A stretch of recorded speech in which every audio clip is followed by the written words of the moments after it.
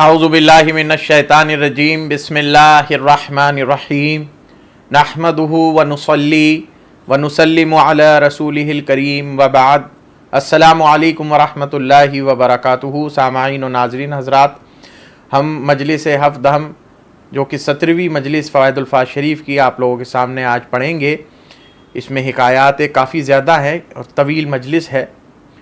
سب سے پہلی مجلس جو آ رہی ہے وہ شیخ خواجہ رکن الدین چشتی رحمۃ اللہ علیہ کی آ رہی ہے۔ شیخ رکن الدین چشتی کے بارے میں ہم بتاتے چلیں، ان کی حکایت آ رہی ہے تو آپ ان سے بھی آشنا ہو جائیں یہ کون تھے۔ شیخ رکن الدین چشتی خواجہ نجم الدین احمد مشتاق چشتی رحمۃ اللہ علیہ کے فرزند تھے۔ یہ غالباً تیسرے ان کے فرزند تھے جنہیں خلافت حاصل ہوئی اپنے والد سے اور خرقہ حاصل ہوا بیعت و اجازت کا۔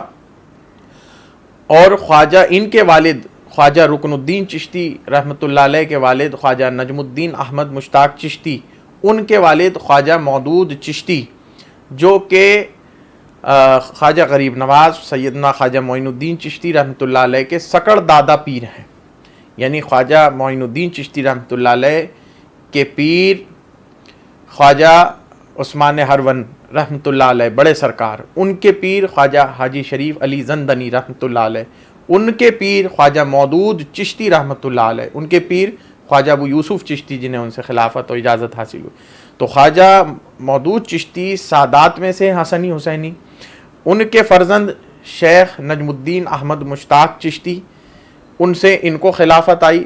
اور پھر ایک سلسلہ تو خواجہ حاجی شریف علی زندنی سے متفرع ہوا جو حضور غریب نواز رحمۃ اللہ علیہ تک آیا، اور ایک سلسلہ جو ہے آپ کثیر العیال مودودی جو سادات ہیں وہ پورے بر صغیر میں پھیلے، حسنی حسینی سادات ہیں اور کافی کثیر العیال یہ متفرع ہوا آپ کا شجرہ، کافی اولاد آپ کو ہوئیں۔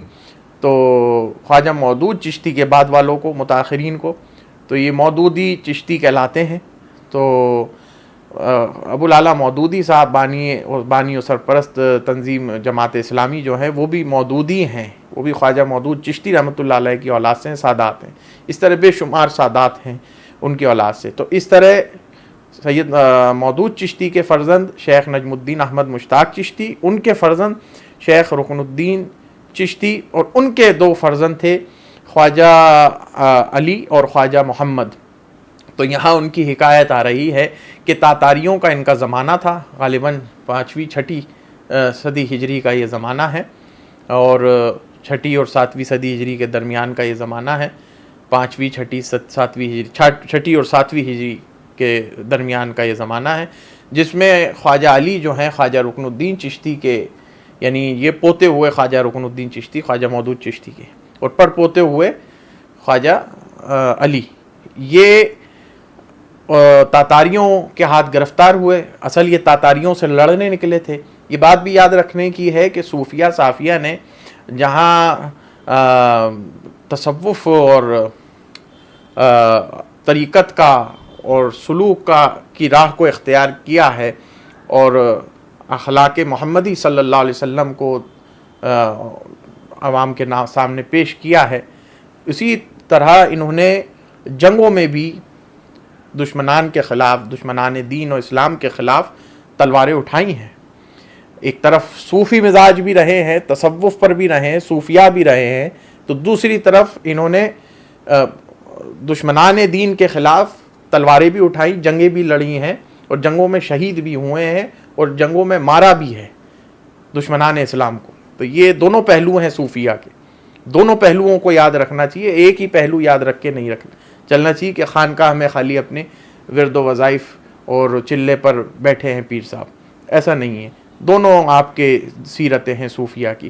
اچھا، ایک بات یہ بھی یاد رکھنے کی ہے کہ یہ جو دور ہے تاتاریوں کا، یہ سخت، آپ تاتاریوں کی تاریخ سے پورا عالم اسلام واقف ہے کہ بغداد پہ کس طرح حملہ آور ہوئے اور ساری لائبریری اور سارے کتب خانے جلا دیے اور تمام میراث اسلامی کو تحقیق کر دیا اور سب جلا کے راکھ کر دیا، اور کتنے اکابرین و شیوخ علماء اسلام، اکابرین دین صوفیہ قتل ہوئے، شہید ہوئے، مقتول ہوئے۔ یہ دور ایسا تھا کہ چنگیز خانی دور ہے اس میں یہ مشرف با اسلام ہوئے، بعد والے چنگیز خان کی اولاد، ان کی پوری نسلیں مسلمان ہو گئیں، اور اس میں سب سے زیادہ جو تعاون رہا بے شمار مشائخ کا رہا، دیگر سلاسل کے مشائخ کا بھی رہا، لیکن سب سے بڑھ چڑھ کے جو اس کے اندر تعاون رہا وہ مشائخ چشت کے اکابرین کا رہا، اور شیخ رکن الدین چشتی ان کے تو بعد میں جو چنگیز خان کی اولاد اور وغیرہ جتنے ان کے سپہ سالار تھے وہ سب لشکر ان کے ہاتھوں پر بیعت ہوا۔ ایک وقت یہ گزرا ہے، وہ مشرف با اسلام ہوئے وہ لوگ، ایک وقت یہ گزرا ہے کہ مشائخ چشت کی خانقاہوں کے باہر جو گھوڑے بندھے ہوتے تھے استبل میں، ان گھوڑوں کی سموں کو بوسہ دیا کرتے تھے تاتاری چنگیز خانی۔ ایک وقت یہ بھی آیا ہے، یہ آفاقی دور آیا ہے، تو تربیت کی، تزکیہ کیا صوفیہ نے، مشائخ چشت نے تاتاریوں کا۔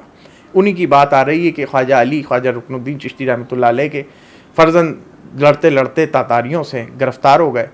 گرفتار ہونے کے بعد چنگیز خان کے پاس پیش کیا گیا۔ اس وقت تک تو چنگیز خان اور وہ لوگ مسلمان نہیں ہوئے تھے، بعد میں ہوئے ہیں۔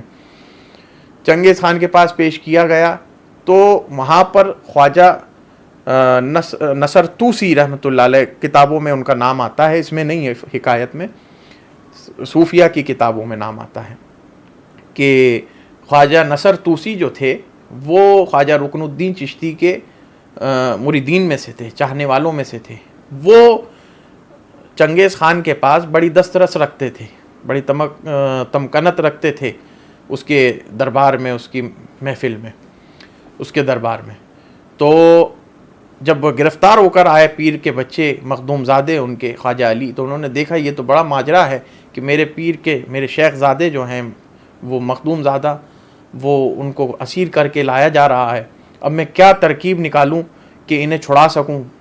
میں ان کی بزرگی اور کرامتیں پیش کروں گا جو کہ برحق تھیں، بزرگ تھے، اکابرین تھے، کرامتیں تھیں، اللہ جل شانہ کی جانب سے بڑے اکرام و انعام ان کو حاصل تھے، مگر وہ اس چنگیز خان کے آنکھوں میں کیا خیرہ ہوتے، وہ کیا لبھاتے اس کو، وہ تو کافر تھا، بے دین تھا۔ تو وہ جو شیخ نصر توسی تھے جو ان کے مریدین میں سے تھے اور بڑا دسترس رکھتے تھے چنگیز خان کے دربار میں، انہوں نے کہا نہ بزرگی کام آگی نہ کرامت کام آگی اس کے سامنے، یہ بھی سفارش کسی کام کی نہیں۔ پھر اس نے سوچا کہ یہ ان کی عبادات اور ان کے مجاہدات کا ذکر کیا جائے، اس کے سامنے عبادات اور مجاہدات کو پیش کیا جائے، ان کے تصفیہ اور تزکیہ کو پیش کیا جائے، وہ بھی کام نہیں آنی تھی۔ وہ بھی پھر بعد میں سوچے، فکر کیا کہ یہ بھی ان کے کام، چنگیز خان یہ بھی کوئی اس سے خیرہ نہیں ہوگی بات، اس کے لیے یہ خوش کرنے والی نہیں ہوگی کہ وہ آزاد کر دے انہیں۔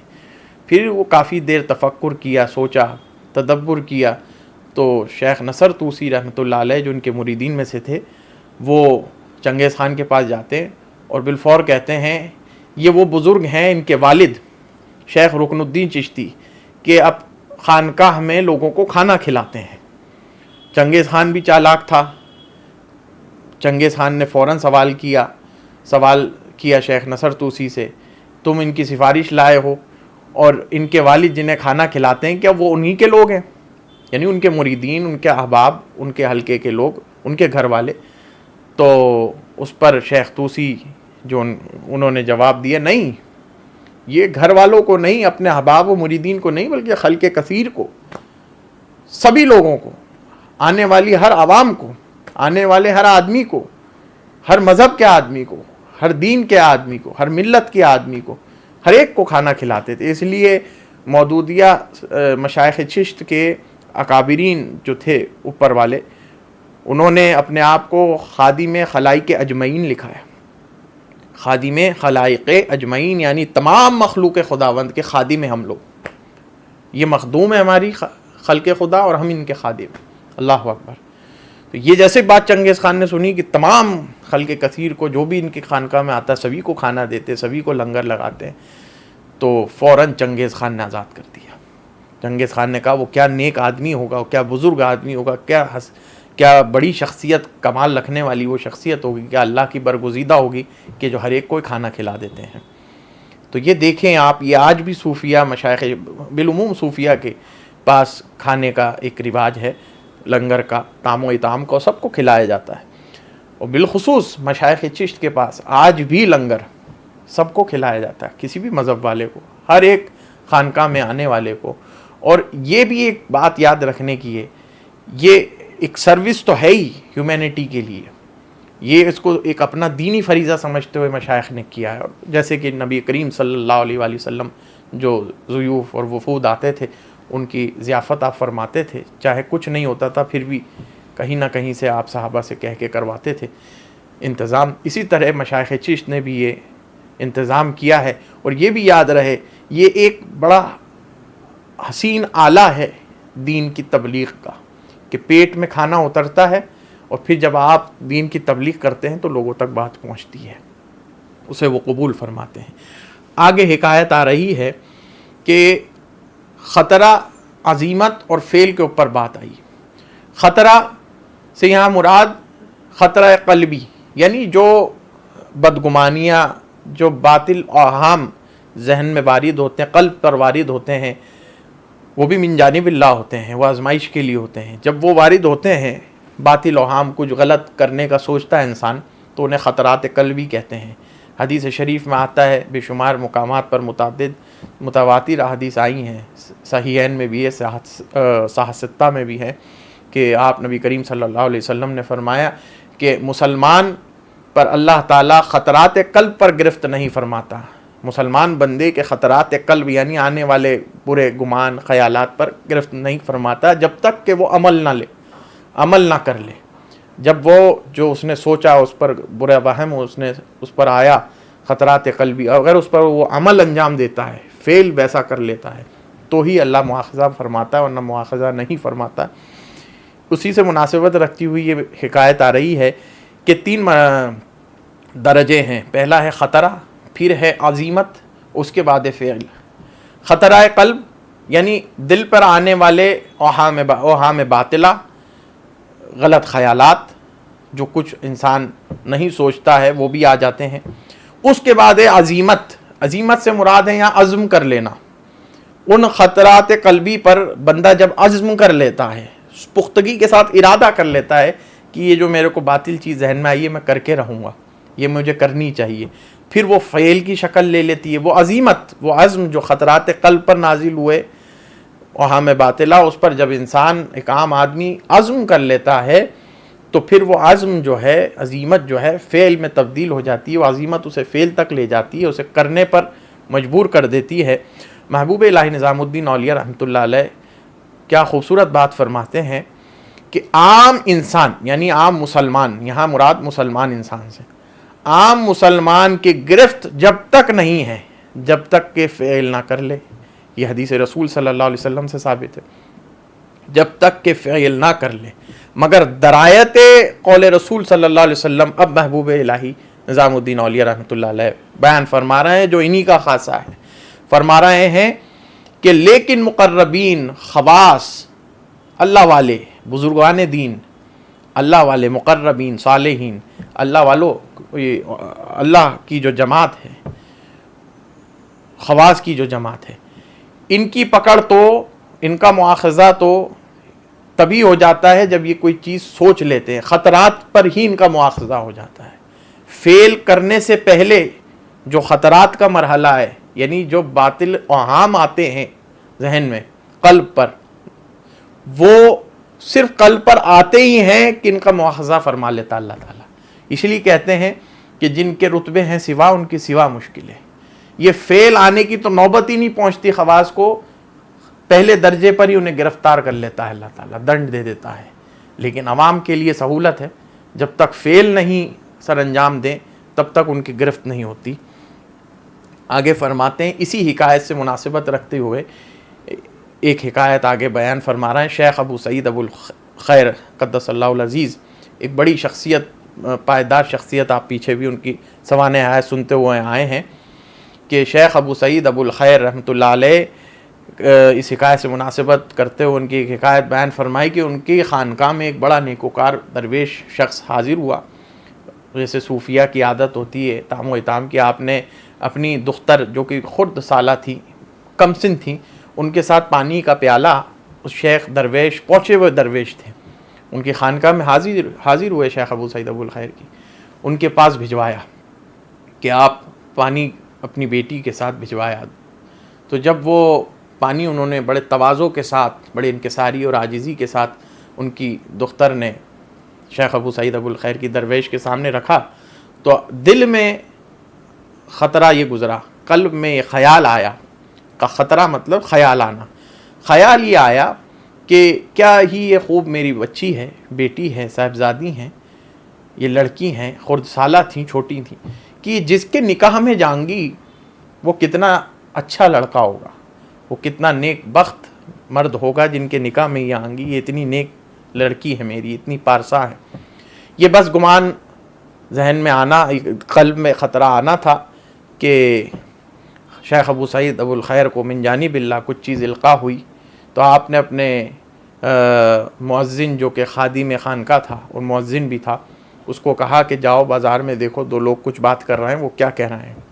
خانقاہ سے وہ باہر گئے اور مؤذن جو خادم خانقاہ تھے وہ باہر سے بات سن کر آئے اور شیخ ابو سعید ابو الخیر کو کہا کہ وہ ایسی بات کر رہے ہیں کہ میرا کوئی دونوں میں سے ایک کان بھی اس بات کو سننے کی تاب نہیں رکھتا. شیخ ابو سعید ابو الخیر نے فرمایا بگو، آپ فرمائیے، آپ بولیے، کوئی شرم کی بات نہیں. وہ جو کہہ رہے ہیں انہیں معلوم تھا کہ کیا کہہ رہے ہیں، وہ تو انہیں معلوم تھا من جانب اللہ، مگر وہ ان سے سننا چاہتے تھے کہ کیا کہنا چاہ رہے ہیں. بہرحال انہوں نے کہا کہ باہر وہ دو لوگ یہ بات کر رہے تھے کہ شیخ ابو سعید ابو الخیر نے اپنی بیٹی سے ہی شادی کر لی ہے. اللہ اکبر. اس کا مطلب یہ ہوا کہ محبوب الہی نظام الدین اولیاء یہاں یہ بیان فرما رہے ہیں کہ شیخ ابو سعید ابو الخیر کی اس حکایت سے یہ معلوم پڑ رہا ہے کہ یہ جو خطرات قلبی، یہ جو وہم اور وسوسہ دل میں آیا کہ انہوں نے یہ سوچا کہ کسی کے رشتے میں جائیں گی اور وہ کتنا نیک بخت انسان ہوگا، اور مواخذہ ان کا کس شکل میں ہو گیا. یعنی ان سے کوئی ایسے بدفعلی سر انجام نہیں ہوئی، نہ انہوں نے اس کا ارادہ کیا، نہ ایسی کوئی بات کا ان سے کوئی ارادہ سرزد ہوا، مگر اللہ رب العزت کی جانب سے ان کی پکڑ فوراً ہو گئی. وہ فوراً یہ ہو گئی کہ کبھی بھی اس طریقے کی بات ذہن میں بھی نہیں آنی چاہیے کہ بیٹی کی شادی کس سے ہوگی اور نیک بخت لڑکا ہوگا. ایک اللہ تعالیٰ کی طرف سے ان کا عظیمت و خطرات قلب پر ہی ان کا مواخذہ ہو گیا. یہ بتانے کے لیے تو وہ مصنف کتاب خواجہ نظام الدین اولیاء رحمۃ اللہ علیہ سے استفسار کرتے ہیں کہ کیا نیک آدمی تھے، کیا ہی بڑے بزرگ ترین شخصیت تھی، کیا نیک شخصیت تھی، کیا پارسا شخصیت تھی ابو سعید ابو الخیر کی کہ اللہ تعالیٰ نے انہیں نہ فیل ہوا نہ عظیمت ہوئی، صرف ایک وہم آیا اور اس طریقے کی بات آ گئی بازار میں. آپ نے فرمایا بڑے شخصیت تھی، بڑے اکابرین میں سے تھے، بڑے بزرگان دین میں سے تھے. آگے کی حکایت آ رہی ہے استقامت توبہ پر. استقامت توبہ سے مراد جم جانا، توبۃ النصوحہ، یعنی توبہ کر لی اس کے بعد اس توبہ پر جم جائیں، توبہ سے پھرے نہیں، جو وعدہ اللہ سے کیا ہے اس پر کھڑے اتریں. تو آتی ہے ایک حکایت، اس میں محبوب الہی نظام الدین اولیاء فرما رہے ہیں، بڑی خوبصورت حکایت ہے کہ ایک شخص جب شراب خوری سے توبہ کر لے، زنا سے توبہ کر لے، تو اس کے جو حریفان ہوتے ہیں یعنی قرینان ہوتے ہیں، دوست وغیرہ جو ہوتے ہیں، اب اسے بارہا اس کی طرف بلاتے رہے، جو اس کی عادت سابقہ تھی، جو جرم وہ کرتا تھا، شراب پیتا تھا، وہ توبہ جس سے اس نے کی تھی، وہ بلاتے رہے اس کو، وہ نہیں آئے گا کیونکہ اس نے توبہ پہ استقامت حاصل کر لی ہے. مگر اگر اس کے دل میں ذرا بھی، ایک بھی ذرہ برابر بھی اس کے دل میں یہ رہ گئی بات، توبہ سے وہ غافل رہ گیا، توبہ پر وہ مستقیم نہیں ہے، استقامت پذیر نہیں ہے، تو ذرہ برابر بھی اگر اس کے اندر ہے کہ وہ میلان رکھتا ہے پھر سے شراب خوری کی طرف یا وہ جو گناہ اس نے کیا تھا، تو اسے دوست بلائیں گے تو فوراً پہنچ جائے گا، دوستوں کے بلاتے ہی فوراً پہنچ جائے گا. محبوب الہی نظام الدین اولیاء یہاں بہت خوبصورت بات بیان فرما رہے ہیں کہ سب سے بڑی اس کی نشانی کیا ہے کہ انسان توبہ پر استقامت پذیر ہو جائے.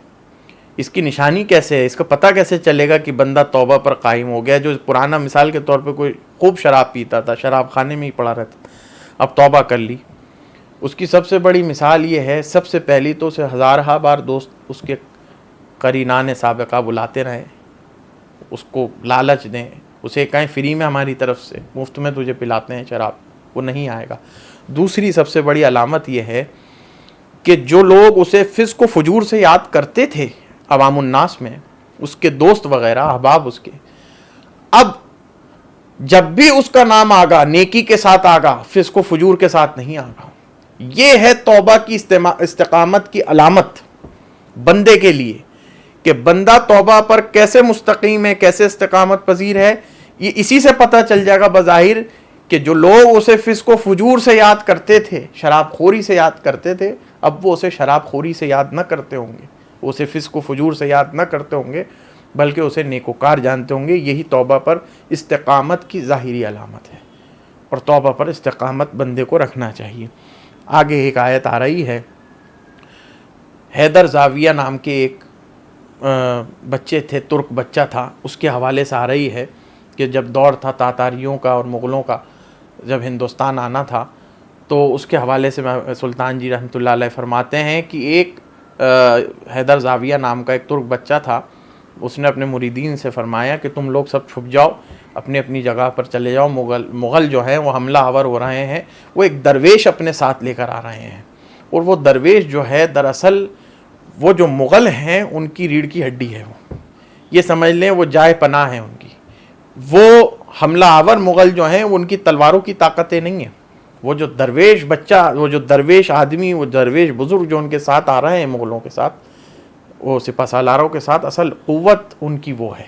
تو یہاں یہ بتانا ہے کہ جب لشکر اسلام حملہ آور ہوتی تھی دشمنان دین پر، تو وہ کسی نہ کسی درویش کو، پیر فقیر کو، اللہ والے کو اپنے ساتھ ضرور لاتی تھی۔ آپ تاریخ کا مطالعہ کریں، کوئی نہ کوئی، جس طرح ہندوستان میں سرزمین اجمیر میں محمد غوری نے جب حملہ آور ہونے کی پرتھوی راج کے خلاف عزم کیا تو پہلے تو وہ ہارا، اس کے بعد جب غریب نواز رحمۃ اللہ علیہ نے فرما دیا ملک ہند را بدست غوری دادیں، ہم نے ہندوستان کو غوری کے ہاتھوں فتح کرا دیا، پرتھوی راج چوہان کو اس سے اسیر کروا دیا، گرفتار کرا دیا، اور اس کے ہاتھ مفتوح کر دیا ہندوستان کو۔ تو یہ یاد رکھنے کی بات ہے کہ جب بھی حملہ آور ہوتے تھے لشکر اسلام دشمنان دین پر، اسلام پر، تو وہ کسی نہ کسی درویش پیر فقیر کو روحانی اور باطنی طاقت کے لیے ساتھ لاتے تھے کہ وہ ان کے لیے دعا کریں اور وہ کامیابی و نصرت انہیں ہاتھ آئے۔ اس کے بعد ایک اور حکایت آ رہی ہے، آپ بیان فرماتے ہیں کہ ایک طائفہ ہے، طائفہ سے مراد گروہ ہو، کہ توق اور بیڑیاں، گلے میں توق لوہے کی اور بیڑیاں ڈالا رہتا ہے، اور صوفیہ میں سے، فقراء میں سے اپنے آپ کو کہتا ہے۔ تو محبوب الہی سلطان جی رحمۃ اللہ علیہ نے فرمایا بے شک آپ حق و باطل میں واضح فرق رکھتے تھے، تصوف صوفی کون ہے اور مستصوف کون ہے جانتے تھے۔ تو آپ نے فرمایا کہ یہ توق اور بیڑیاں ڈالے ہوئے ایک زمانے میں وہ لوگ تھے جو لوگ گرم لوہے کو ہاتھ لگاتے تھے، گرم لوہے کو، تو پگھل کر توق اور بیڑیاں بن جاتا تھا، اور وہ اسے اپنے گلے میں ڈال لیا کرتے تھے۔ وہ جنون میں، شوق میں، اللہ کی طرف سے ان پر جو غلبہ حال ہوتا تھا وہ اس میں کرتے تھے۔ عام صوفیہ کے لیے کوئی چیز لاگو نہیں ہوتی ہے ان کے ماننے والوں پر۔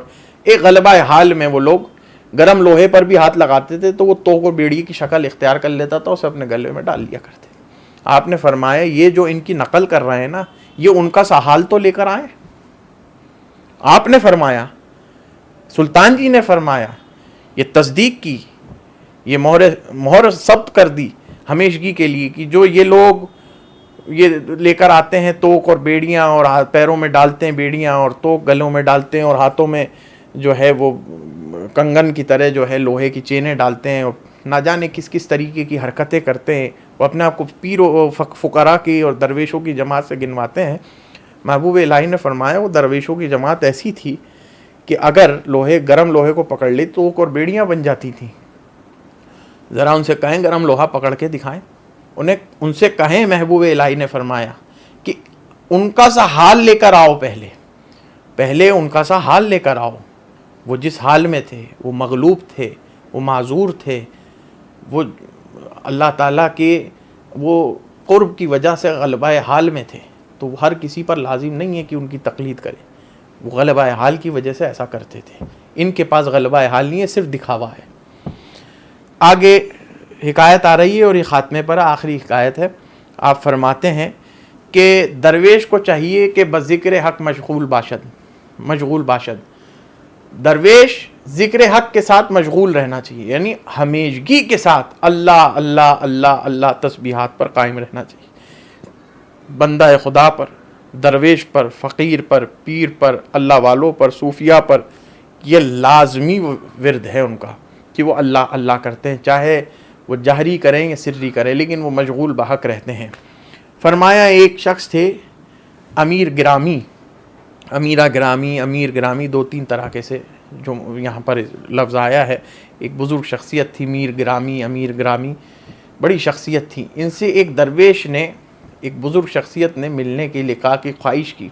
وہ دوسری طرف جو بزرگ شخصیت تھی، درویش شخصیت تھی، وہ بھی اتنی پائکی تھی کہ جو خواب دیکھتی، عالم رویا میں جو بھی چیز دیکھتی، وہ اس کی تعویل جو ہے بظاہر پوری ہو جاتی تھی. جو خواب دیکھا اسی طرح پوری ہوتی تھی. یہ ان کا ایک کرامت تھی اللہ تعالیٰ کی طرف سے. تو میر گرامی بزرگ سے انہوں نے ملاقات کی. درویش صاحب نے، بزرگ صاحب نے جستجو کی، طلب کی اور سفر پہ نکل پڑے. سفر پہ ایک جگہ پڑاؤ ڈالا، دیکھا خواب کے اندر میر گرامی مر چکے ہیں، گزر چکے، دنیا سے رحلت فرما گئے. اٹھے تشویشناک عالم میں، اٹھ کے فوراً رخت سفر واپس سے باندھا، زادِ سفر باندھا، اور سوچ میں یوں حیران پریشان کہ جن کے ملاقات کے لیے میں نکلا تھا، خواب میں دیکھا تھا کہ ان سے ملاقات کروں اور نکل پڑا، آج وہ مر گئے ہیں. تو بہرحال میں چلتا ہوں. پھر واپس سے ارادہ ہوا نہیں، کم سے کم ان کے مزار کی زیارت کر لیں گے. تو پھر رخت سفر باندھا، زادِ سفر باندھا، مزار کی زیارت کے لیے نکل پڑے. جب وہاں پہنچتے ہیں تو لوگوں سے، محلے والوں سے پوچھتے ہو میر گرامی جو ہیں ان سے ملاقات کرنی ہے، ان کے مزار کی زیارت کرنی ہے، ان کی قبر کہاں ہے، ان کی مدفن گاہ کہاں ہے، وہاں مجھے لے کے چلیں. لوگوں نے کہا کن کی کہہ رہے ہیں آپ، وہ میر گرامی زندہ ہے، اپنی خانقاہ میں ہیں. جب وہ وہاں پہنچے ان کی خانقاہ میں تو میر گرامی سے سلام کیا، انہوں نے وعلیکم السلام جواب دیا، اور خود میر گرامی نے آگے بڑھ کر ان سے کہا، جو بزرگ ان سے ملنے آ رہے تھے، خواب میں آیا تھا، گزر گئے، کہا تمہارا خواب سچا تھا، خواب تمہارا سچا تھا. بڑی حیرت کی بات ہے، ابھی وہ زندہ ہے، خواب سچا تھا، تو ان کے جو تعویل ہوئی رویا کی وہ تو غلط ثابت ہو گئی. آج تک ان کی تعویل رویا کی غلط ثابت نہیں ہوئی. کہنے لگے کہ من پیوستہ مشغول یاد حق می باشم، این شب بغیر او مشغول شدم. میں ہر روز رب تعالیٰ کی بارگاہ میں مشغول بحق رہتا ہوں، ہمیشہ اس سے آنکھ لڑی رہتی ہے، ہمیشہ ذکر و فکر اس قلب اسی کی یاد میں مہ رہتا ہے، اسی کی ذکر و فکر میں رہتا ہوں، اسی کا ذکر جپتا ہوں. مگر آج کی رات میں مشغول بغیر ہو گیا، کسی اور بات میں لگ گیا، دنیا داری کی بات ہوگی یا کوئی اور بات ہوگی، مشغول بغیر ہو گیا. تو ندائے ہاتف سے ندائے غیبی آئی کہ آج کے دن میر گرامی مر گیا. یعنی اللہ والوں کا لمحے بھر کے لیے بھی ملحل بصر، ایک لمحے پلک جپنے تک کی بھی مہلت نہیں ہے کہ انہیں، اللہ والوں کو، مقربین کو، کہ وہ یاد حق سے غافل ہوں. وہ سوتے ہیں، اٹھتے ہیں، بیٹھتے ہیں، کھاتے ہیں، چلتے پھرتے، ہر آن ہر لمحہ مشغول بحق ہوتے ہیں. آج وہ کچھ مدت کے لیے ہو سکتا ہے کوئی فطور، کوئی فتنہ میں وہ مبتلا ہوئے ہوں، اللہ کی آزمائش ہو، وہ اللہ کی یاد سے کچھ دیر کے لیے غافل ہو گئے، مشغول بغیر ہو گئے. ندائے ہاتف آئی، میر گرامی مر گئے. تو کہنے لگے وہ مرا جو تھا نا، میں وہ یوں مرا تھا کہ مشغول بغیر ہو گیا تھا. اللہ اکبر، اللہ اکبر. یہ صوفیہ صافیہ ہیں، یہ اللہ والے ہیں. اللہ کو کس طرح قریب رکھنا چاہیے، اللہ کا قرب کیسے حاصل کرنا چاہیے، مشغول بحق رہنا چاہیے، توبہ پر استقامت رکھنی چاہیے. طریقت، معرفت، حقیقت، یہ سب کیا ہیں، یہ اللہ والوں سے سیکھنا چاہیے. ہمیں بھی اللہ تعالیٰ راہ طریقت سے آشنائی عطا فرمائے اور صوفیہ صافیہ کی صحبت عطا فرمائے. اقول قولی ھذا واستغفر اللہ، والسلام علیکم ورحمۃ اللہ وبرکاتہ.